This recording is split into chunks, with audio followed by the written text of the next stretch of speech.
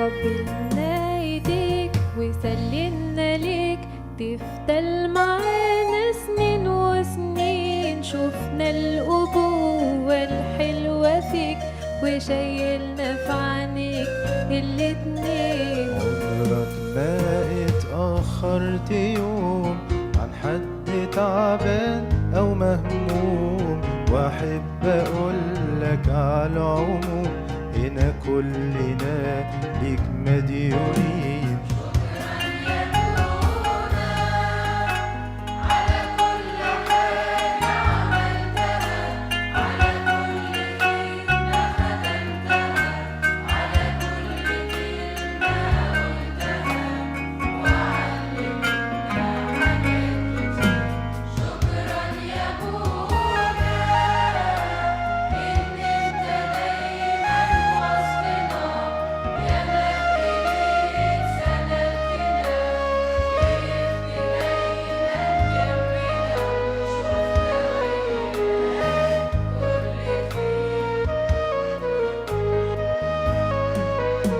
طبيب صحيح زي المسيح، وقت الخطر كنت النجاة. طيب قوي وحضنك مريح، وكنت مرشد في الحياة. وحضنك مريح، وكنت مرشد في الحياة. شلت الحمول من عالكتاب وطمنت القلب اللي خاف، ورأيت بمحبة الخراف وقلت تدور عاللي تاه. ورأيت بمحبة الخراف وقلت تدور عاللي تاه.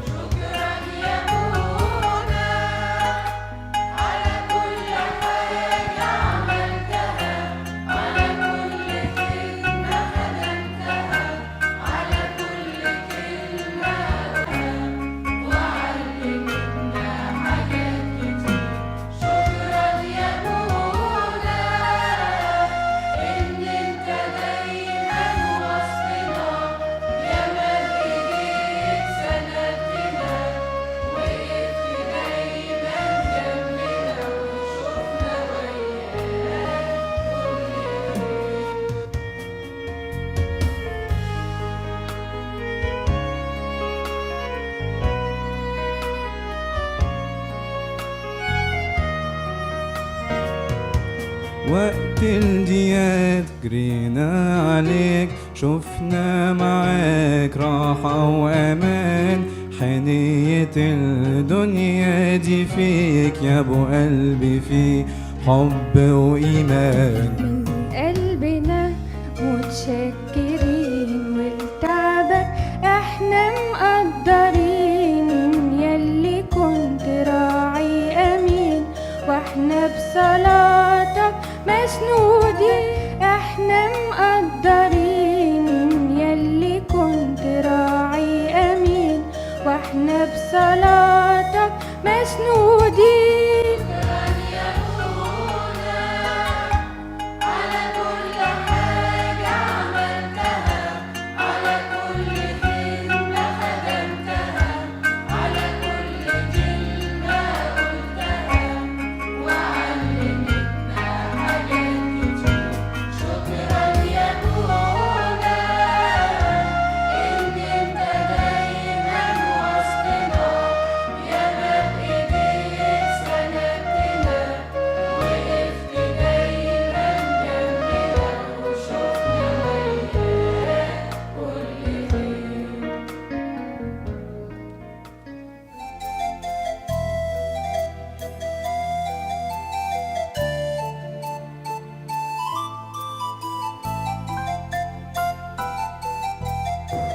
على قد الطيبة اللي في قلبه والحنية وجهده وتعبه، ربنا جابه الملكوت عنده، هو في حضنه ارتاح وياه. وبعد ما تم رسالته راح السما، ده بجد يا بخته. وكل حبايبه خد أيامنا الحلوة معاه.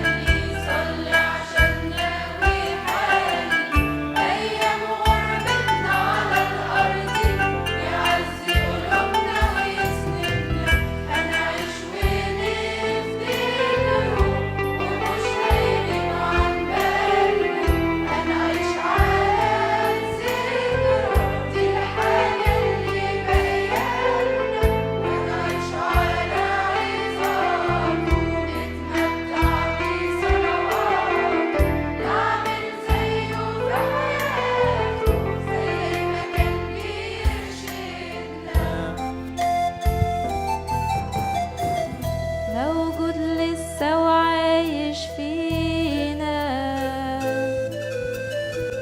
قديس في السما وشافع لينا، قديس في السما وشافع لينا، بيصلي لنا وعينه علينا مش ممكن ينسانا بجد، بيصلي لنا وعينه علينا مش ممكن ينسانا بجد. ده ملاك سابنا وراح لمكانه، مفتقدين حضنه وحنانه. ملاك سابنا وراح لمكانه،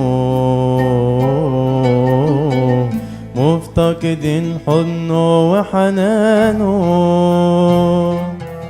لينا الفخر ان احنا ولاده، وتسابونا جرجس لواه.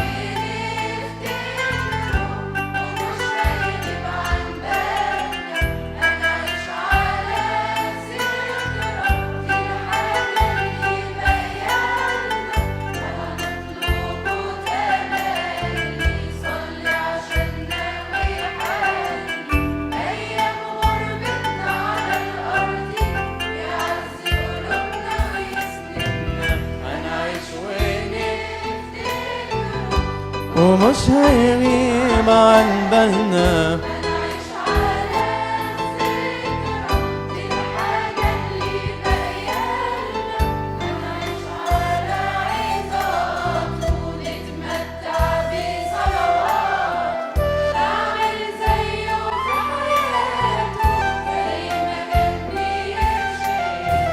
هنعيش ونفتكره ومش هيغيب عن بالنا، هنعيش على الذكرى دي الحاجة اللي باقية. هنعيش ونفتكره ومش هيغيب عن بالنا، هنعيش على الذكرى دي الحاجة اللي باقية لنا. ولو اطلبوا تملي صلي عشاننا وحلي أيام غربتنا على الأرض، يعزي قلوبنا عايش ويسند. ونفتكره ومش هيغيب عن بالنا، هنعيش على الذكرى دي الحاجة اللي باقية. عايش ونفتكره ومش هيغيب عن بالنا، هنعيش على الذكرى دي الحاجة اللي باقية لنا. هنعيش على عظاته، نتمتع بصلواته، نعمل زيه في حياته زي ما كان بيرشدنا.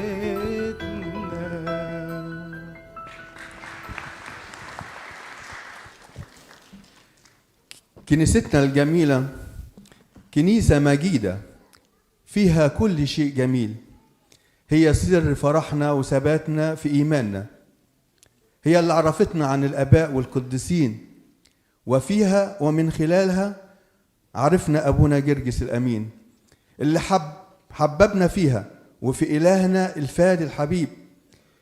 جينا اليوم ننشد ألحان الفرح سائرين على آثار مرشدين ناظرين إلى نهاية سيرتهم متمثلين بإيمانهم. شكرا ليك يا أبونا جرجس على أنك ربطتنا بكنيستنا، واليوم أنت مع كنيسة المنتصرين، ونحن ما زلنا مع كنيسة المجاهدين. فاذكرنا أمام عرش النعمة ليعيننا الرب كما أعانك.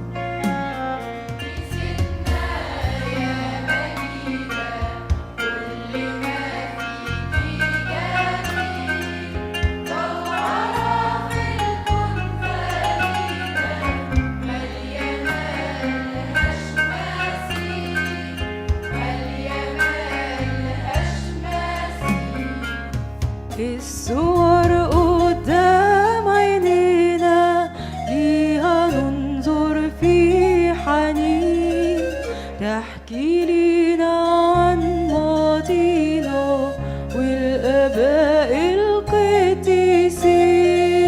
ادي منا ماري جرجس مثل الجندي الشجاع، وكمان أنبا سناسيوس فخر أبطال الدفاع، فخر أبطال الدفاع.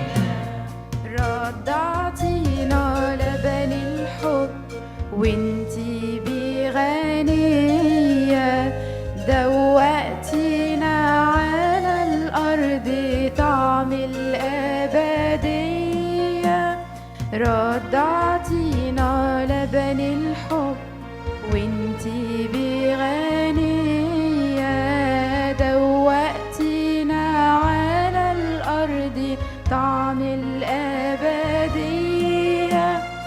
فهمتينا كلام إلهنا عن السماوية بالأجبية والإنجيل والإبصة المضية. ودوبي دوبي فينا.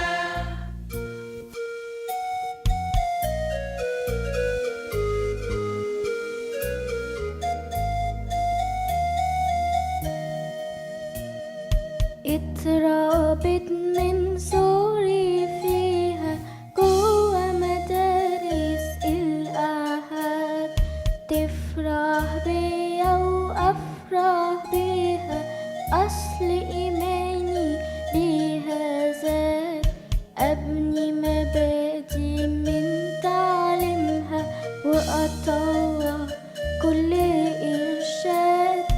يا إلهي حافظ عليها وتدوم على مر الأوقات. نستك نستك نستي هي بيتي، هي أمي، هي سر فرح حياتي.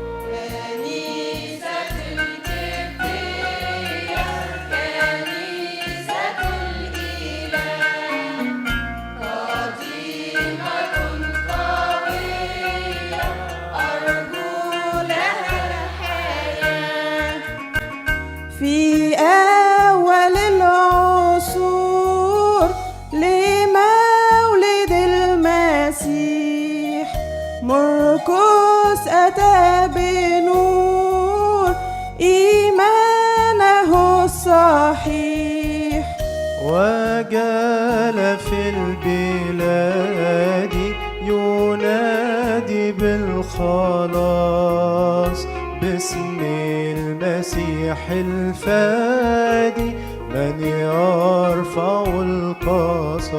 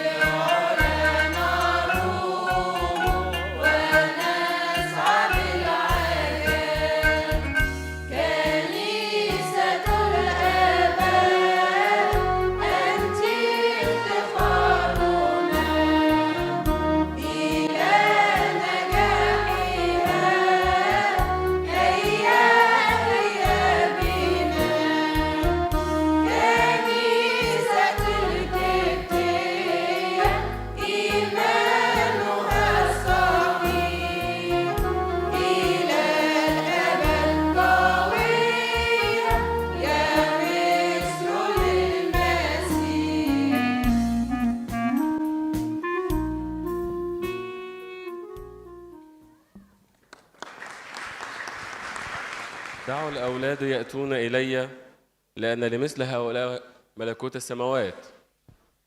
هذا كان هو منهج أبونا في حياتي، كان دايما بيحب الأطفال، ولذلك سيقدم لنا أبناء مدارس الأحد مشاعر حب صادقة وشكر وطلب شفاعة لنا من خلال فيديو مصور.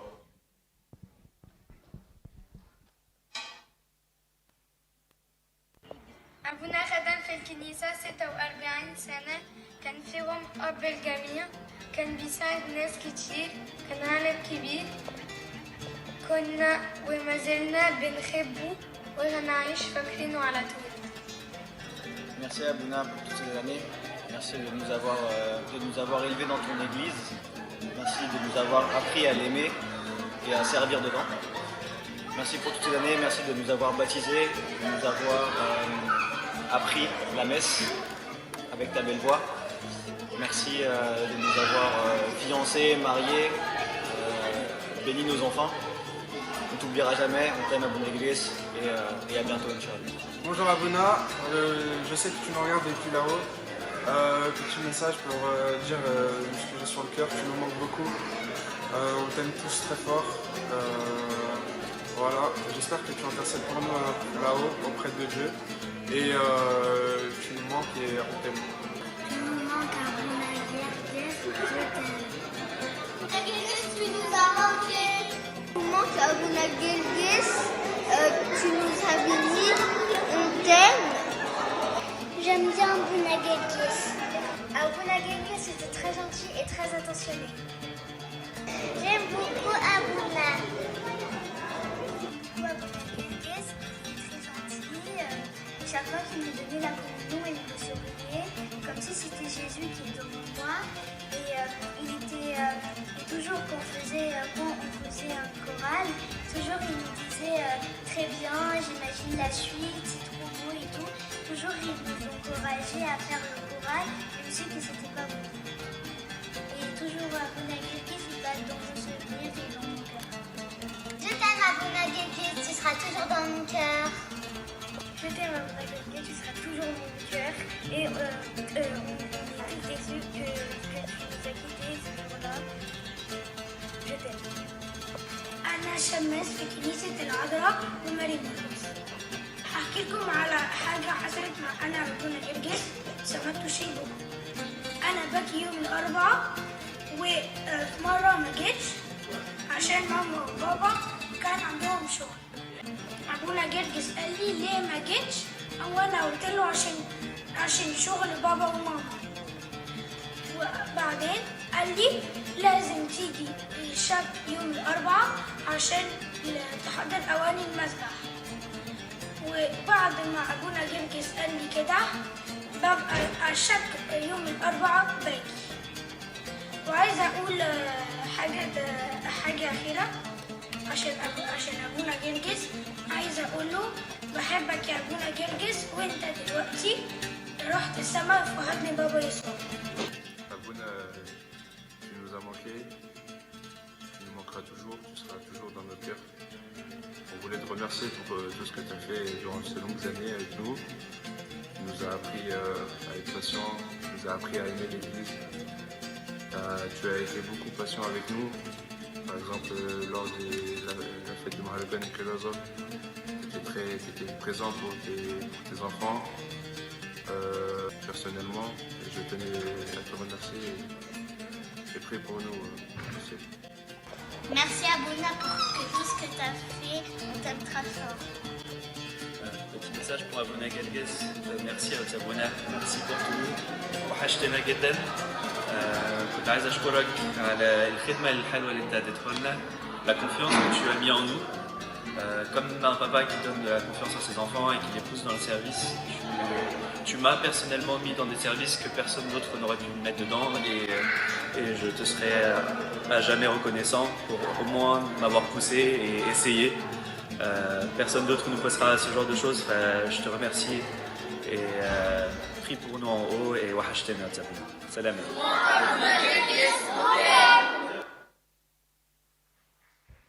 انظروا إلى نهاية سيرتهم فتمثلوا بإيمانهم. نعما أيها العبد الصالح والأمين، كنت أمينا على القليل فسأقيمك على الكثير، ادخل إلى فرح سيدك.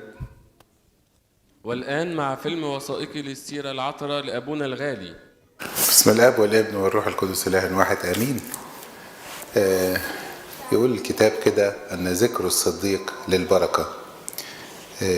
بنحتفل بمرور عام على انتقال ابونا الحبيب القمص جرجس الى فردوس النعيم.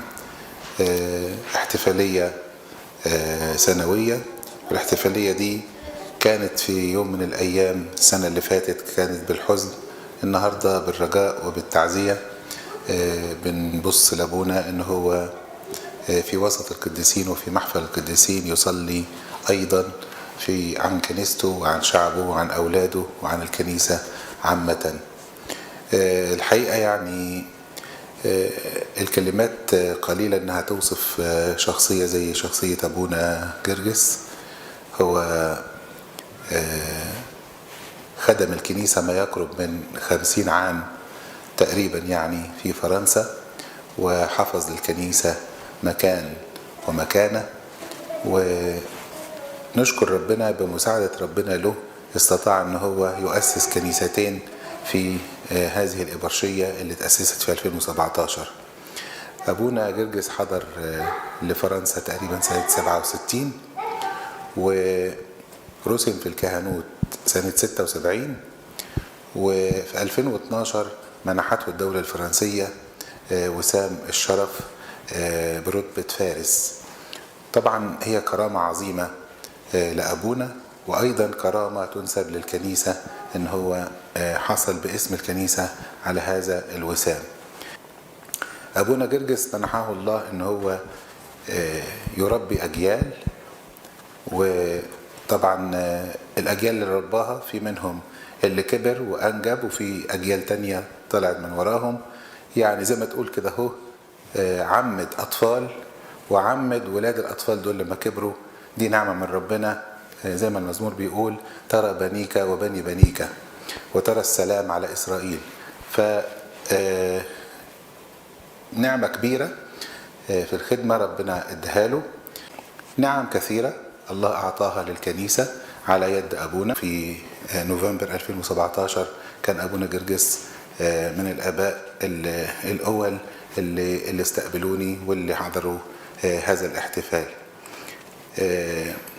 الحقيقة يعني بشعر أن أبونا جرجس أعد للمسيح وللكنيسة شعب مستعد، وفعلا ببقى فرحان وأنا جاي الكنيسة دي، لأن الناس كلها هنا تعلموا من أبونا المحبة والابتسام واللقاء اللطيف، واتعلموا الأمانة، وكثير منهم اتعلم الحكمة.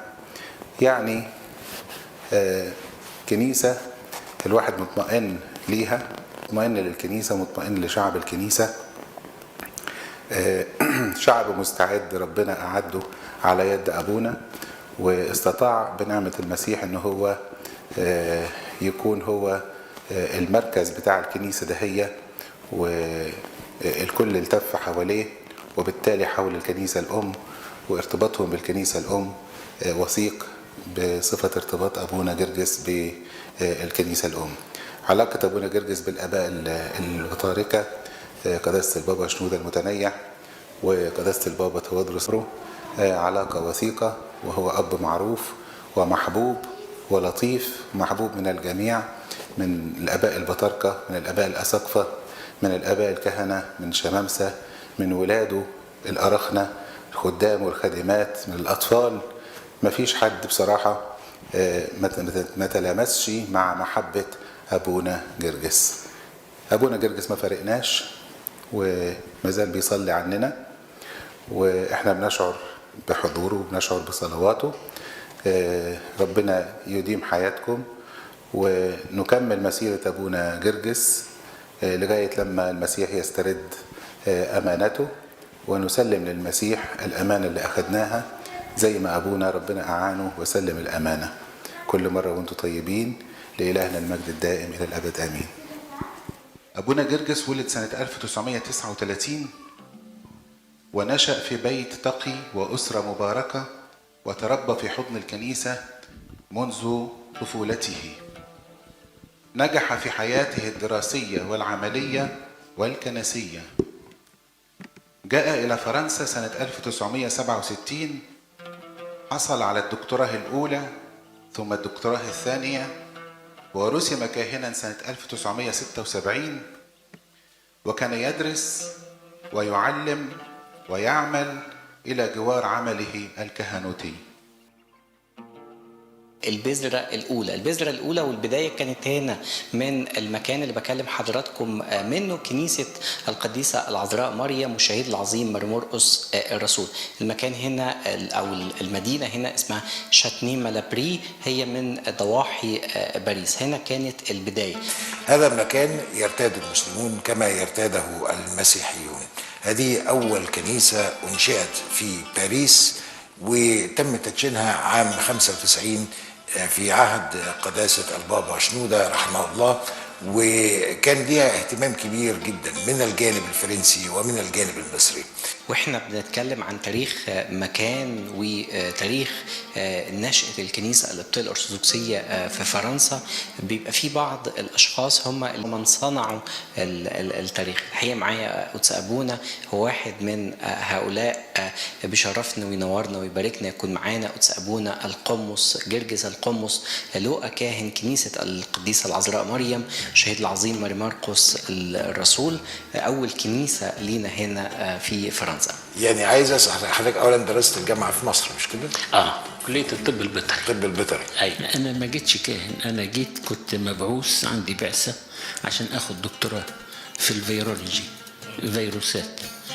انا جيت 3 اكتوبر 67، وخدت الدكتوراه الاولى في 69 في سنه 69، وبعدين من الشغل اللي كان مهم جدا قالوا لابد تكمل، فخدت دكتوراه الدوله في العلوم، ودي الدكتوراه ما حدش بياخدها هنا يعني الا قليل جدا. البابا شنودة الثالث والانبا مرقس وافقوا هما الاثنين على ان ابونا جرجس مع كهنوته يعمل، لان كانت الظروف الماديه للكنيسه كانت ما فيش، كان عددنا قليل جدا. Il était prêtre à part entière et professeur à part entière.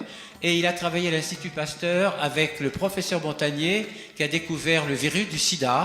Et je disais toujours à Abouna Guerguis, vous pouvez soigner les corps et vous donner le soin aux âmes.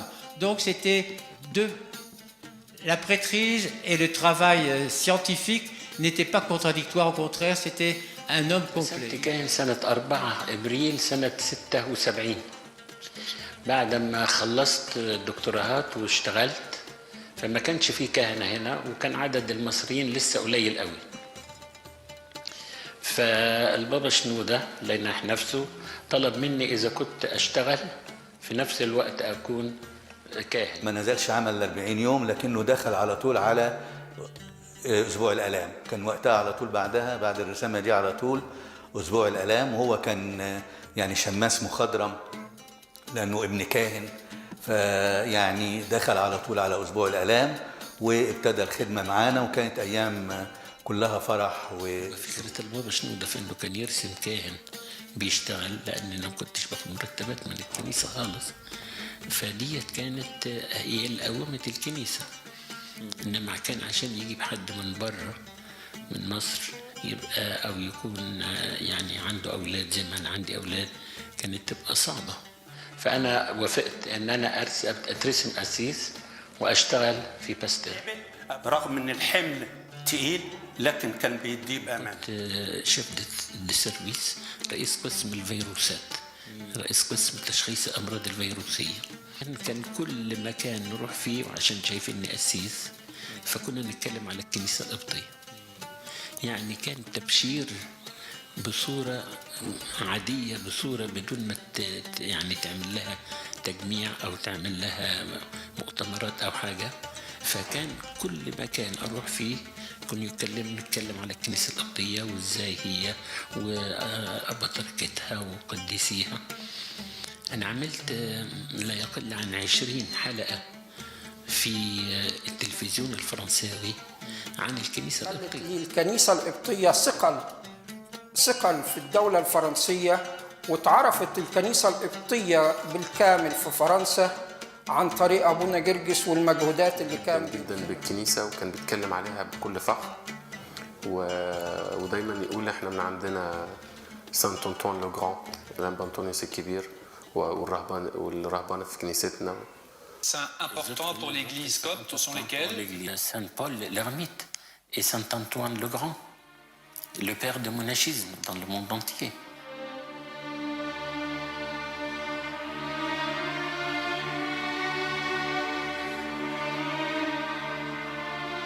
Nous sommes précisément au monastère Saint-Antoine, situé non loin de la mer Rouge et construit dans une architecture typiquement copte avec des tours massives.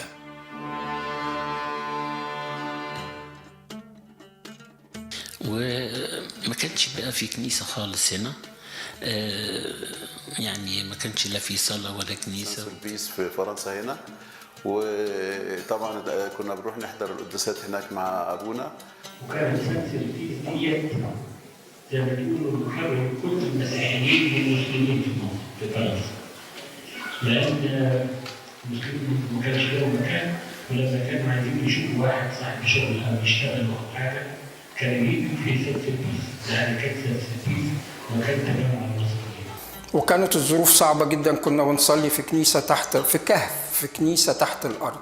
الكلام ده ابتدى طبعا في كنيسة سان سيرفيس في الكريب معانا، واحنا نتعب معاه، وكان يتنقل من مكان لآخر، وقعدنا شوية في سان سيرفيس. رفع قيمة الكنيسة بالنسبة لنا، يعني كان خلانا حتى الإنسان اللي كان بعيد عن الكنيسة يجي الكنيسة عشان يشوف أبونا جرجس. يعني هي اضطرت إنها تقفل الكنيسة عشان ترميمها ومحافظة على التراث بتاعها، فأبونا قعد طبعا يبذل كل جهده إن هو يلاقي كنيسة نقدر تكون لينا يعني ملك، لغاية ما اشترينا الكنيسة ديت في سنة 89.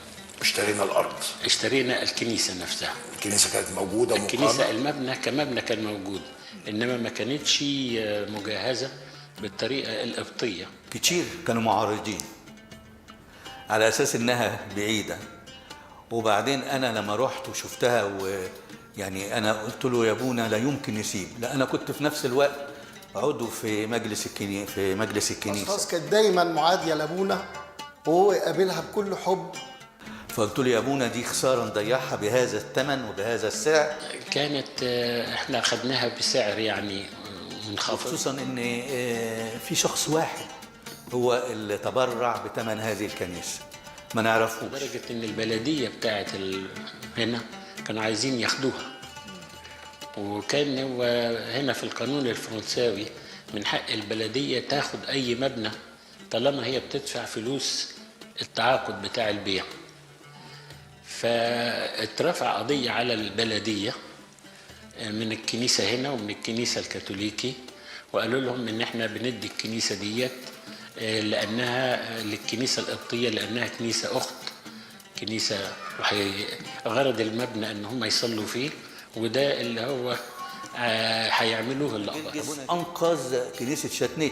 كنيسة شاتنيه كان المير بتاع شاتنيه عايز ياخدها لما عرف ان احنا هنشتريها وتبقى كنيسة قبطية، كان عايز ياخدها ويعملها مركز للشباب هناك. وابونا جرجس بعلاقاته القوية وبتصميمه ان الكنيسة تبقى كنيسة وتفضل كنيسة، وحصل قضية وابونا جرجس كسبها. مع ان ابونا شاف حروب كتيرة وشاف مشاكل كتيرة، لكن فعلا بالصوم والصلاة ربنا قدر ان هو يخليه يتغلب على الحاجات دي. Je profite de cette occasion pour vous informer que nous sommes en cours de construction pour une église dédiée à la Sainte Vierge Marie et Saint Marc l'Évangéliste, dans Paris. C'est la première église copte dans Paris. هي شكل سفينة عشان اللي يخش سفينة نوح على شكل سفينة نوح. سفينة نوح اللي دخلها أنقذ من الطوفان. فيقول لك إن الكنيسة هنا اللي يخش الكنيسة هنا ربنا ينقذه من بحر هذا العالم. وتلاقي إن السقف بتاعها من أول ما تخش واطي شوية، بيدل على إن الروحانية بتاعت الإنسان لما بيخش من بره بتكون لسه واطية. كل ما يقرب على الكنيسة من هنا لغاية يقرب على المسبح السقف بيرتفع، لأن هو روحانيته كمان بترتفع. Le lendemain matin, dimanche, la communauté copte s'est donné rendez-vous à Châtenay-Malabry, en l'église Sainte-Marie-Saint-Marc. Construit en 1965, peu fréquenté durant une quinzaine d'années, l'édifice a été depuis acheté par l'église copte. Restauré, réaménagé, redécoré, il va être consacré par Shenouda III.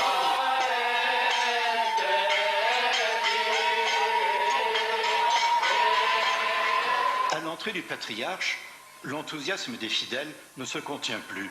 Et Shenouda III a bien du mal à se frayer un passage jusqu'à l'autel. كان بالضبط يوم 12 فبراير سنة 1995 كان يوم تاريخي للكنيسة، كان يوم فعلا كله فرح. Cette église a été consacrée en 1995 par le pape Shenouda avec toutes les personnalités ecclésiastiques. Il y avait le cardinal Lustiger, il y avait le maire, il y avait les ambassadeurs, il y avait toutes les églises qui étaient représentées, l'église arménienne, l'église grecque, syrienne et tout. C'était une grande joie.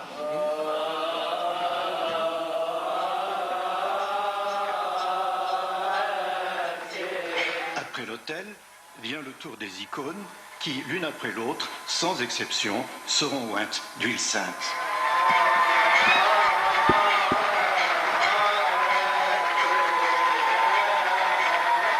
طبعا كانت في 10 من الأساقفة الأجلاء ولفيف من الكهنة من أوروبا من كل مكان هنا، وشعب لا يعد، كان شعب فعلا كتير جدا.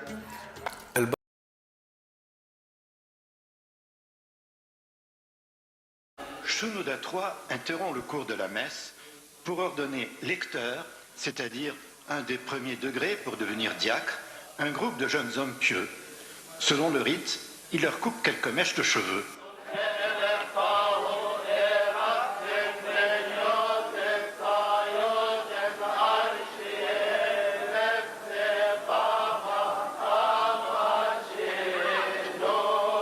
Voilà en quelques mots, Père Lucas, les trois hommes auxquels je voulais rendre hommage en vous. Le plus admirable est sans doute que vous ayez su trouver, tout au long de votre vie, les moyens de concilier harmonieusement ces trois facettes de votre personnalité, d'agir dans la vie active comme dans la vie contemplative. Permettez-moi donc, Père Girgis, ou Abouna Girgis, comme disent vos fidèles, de vous exprimer, je crois que je peux le faire au nom de tous ceux qui sont ici rassemblés, nos félicitations et notre admiration. Père Girgis Lucas, au nom du Président de la République et en vertu des pouvoirs qui nous sont conférés, nous vous faisons chevalier de la Légion d'honneur.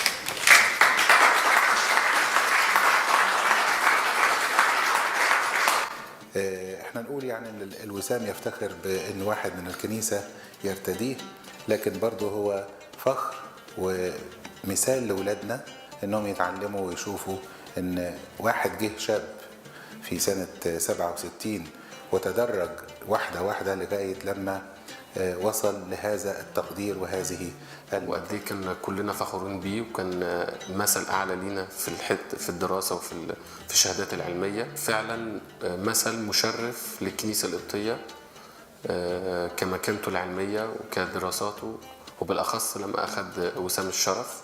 فكان لينا احنا شباب كان فعلا مثل اعلى، وكان قد ايه ان الرساله تقول ان مفيش ليميت او مفيش حدود للدراسه. بالعكس كان هو بيعمل الاثنين مع بعض، كان بيخدم الكنيسه وكان في نفس الوقت بيشتغل، فدي يعني من النادر وجودها.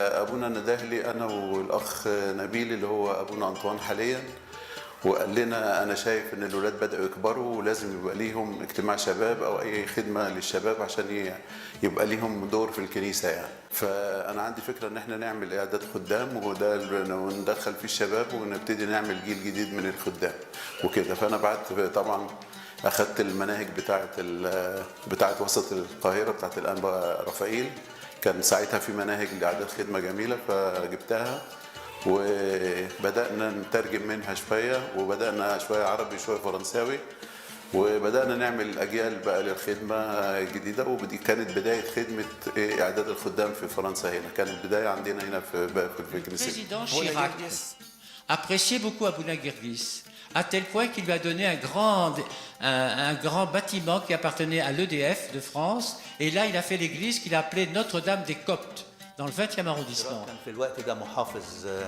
باريس، وعطاله الكنيسة كانت مبنى EDF، عطاه الكنيسة اللي هي في العشرين حاليا بسبب العلاقة القوية بشيراك ومن وهو لسه محافظ باريس. وطبعا شيراك بعد كده بقى رئيس الجمهورية، وفضلت هذه العلاقة مستمرة. وده بفضل مجهودات أبونا جرجس. لقد كان يوم الأحد الموافق 20 فبراير 2022 يوم تاريخي محفور في القلوب، إذا إنه اليوم الذي سافر فيه أبينا الغالي أبونا جرجس للسماء ليتمتع بعشرة السمائيين في أحضان القديسين.